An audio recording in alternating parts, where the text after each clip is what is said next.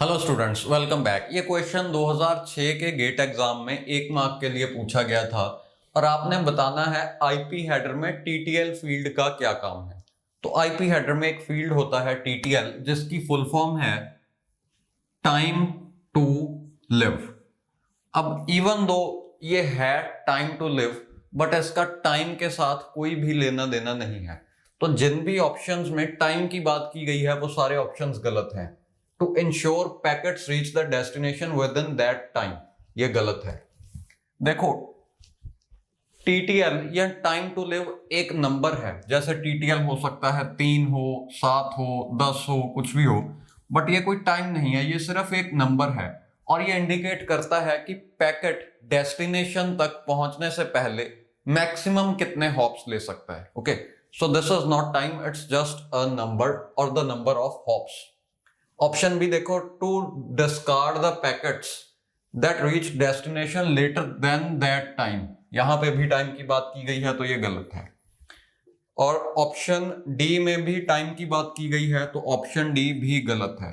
सही आंसर है TTL field का काम है इनफाइनाइट लूप्स को अवॉइड करना। तो option C, prevent packets from looping indefinitely, ये सही है। ओके, अब देखते हैं कि ये टीटीएल फील्ड इनफाइनाइट लूप्स को अवॉइड करने में कैसे काम में आता है।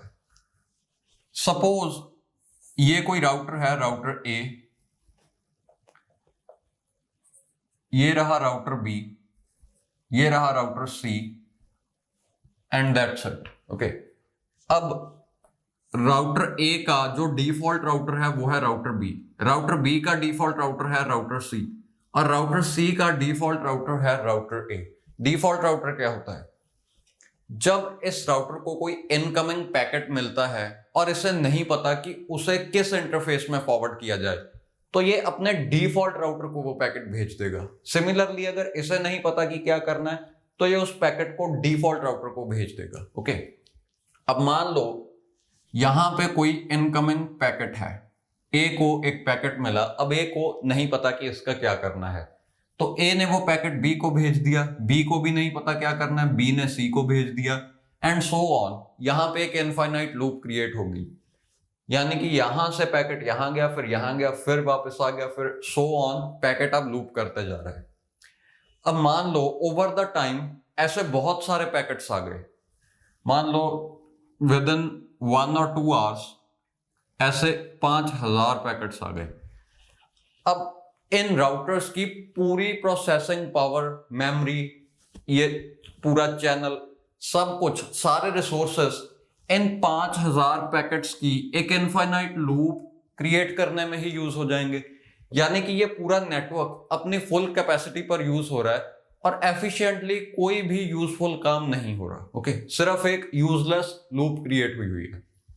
अब इसी प्रॉब्लम का सॉल्यूशन है टीटीएल फील्ड, यानी कि हम हर पैकेट में यह भी मेंशन कर देते हैं कि ज्यादा से ज्यादा ये कितने हॉप्स में डेस्टिनेशन तक पहुंचना चाहिए।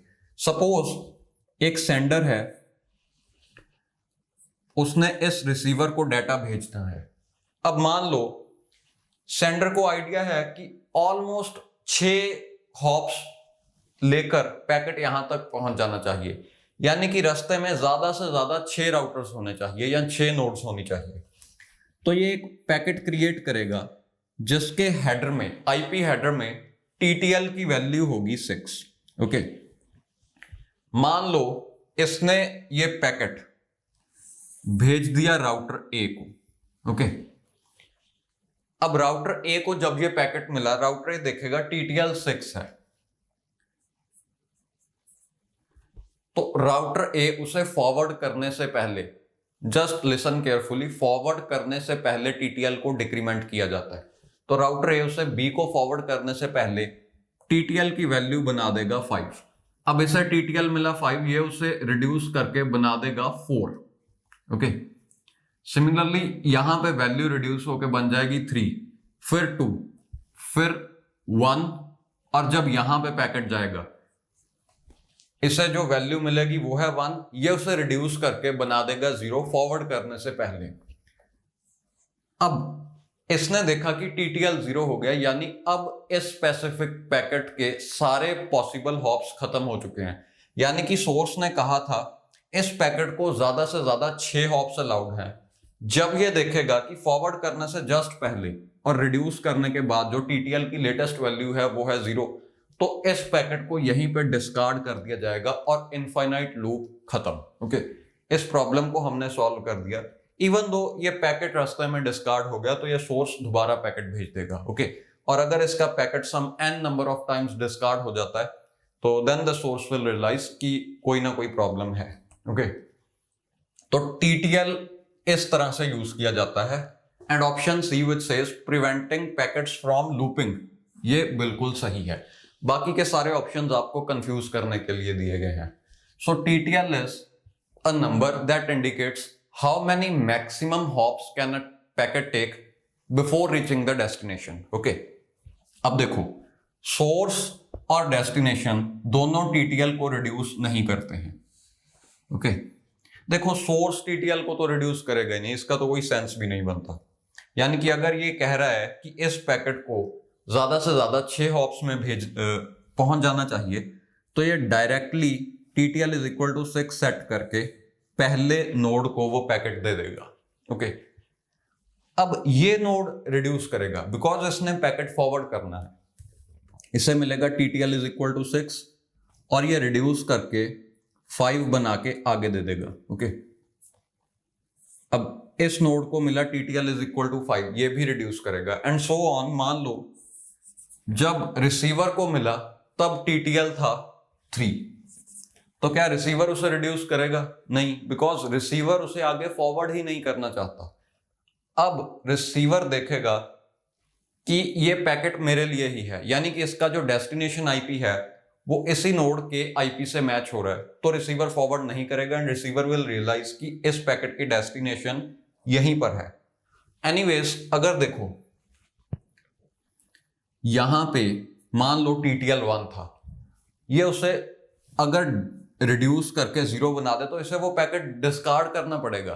एक्चुअली रिसीवर इस वैल्यू को कभी भी रिड्यूस नहीं करता, वैल्यू रिड्यूस तभी होती है जब इस पैकेट को फॉरवर्ड करना है और रिसीवर उसे फॉरवर्ड नहीं कर रहा। ओके, अब देखते हैं कि एक राउटर ये कैसे डिसाइड करता है कि किसी पैकेट को कौन से इंटरफेस पर फॉरवर्ड करना है।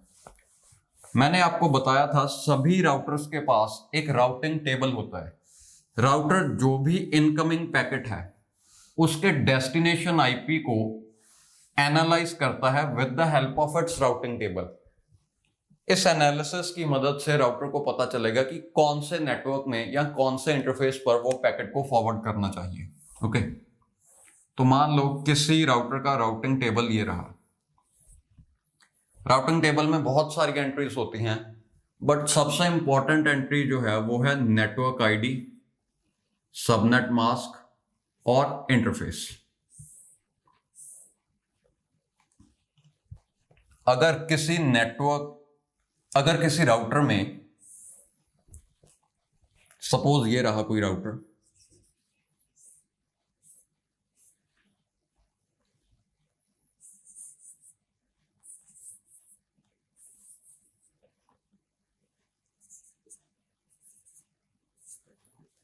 अगर किसी राउटर के साथ 3 नेटवर्क्स कनेक्टेड हैं इंटरफेस A, B और C पर,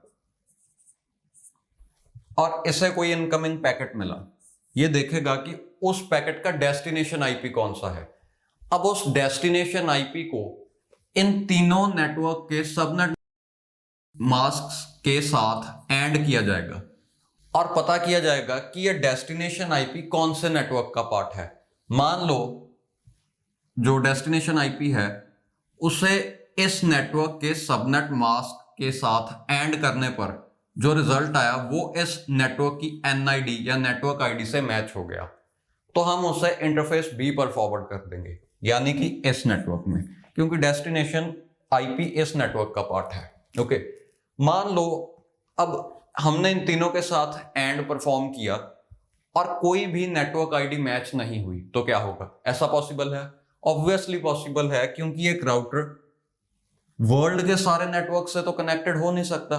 तो इट्स क्वाइट पॉसिबल कि ये जो डेस्टिनेशन IP है ये किसी और नेटवर्क का पार्ट है। ओके, अब देखो इस केस में हम डिफॉल्ट राउटर की मदद लेंगे, यानी कि इस राउटर के पास कोई ना कोई डिफॉल्ट राउटर होगा। ओके, तो ये उस पैकेट को डिफॉल्ट राउटर को फॉरवर्ड कर देगा।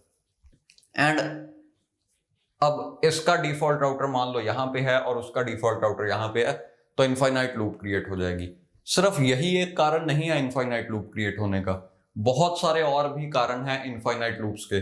मान लो कोई लिंक डाउन है। ओके, सपोज ये कोई नेटवर्क है, इसमें काफी सारे राउटर्स हैं,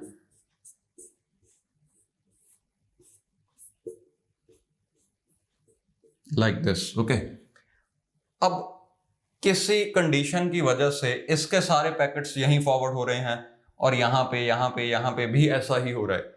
इस वजह से भी इनफाइनाइट लूप हो सकती है, या राउटिंग टेबल में ही कुछ ना कुछ गलत सेव हो गया due to some error in some algorithm, उस वजह से भी इनफाइनाइट लूप्स क्रिएट हो सकती हैं। तो इन सभी प्रॉब्लम्स का सॉल्यूशन है टीटीएल फील्ड। ओके,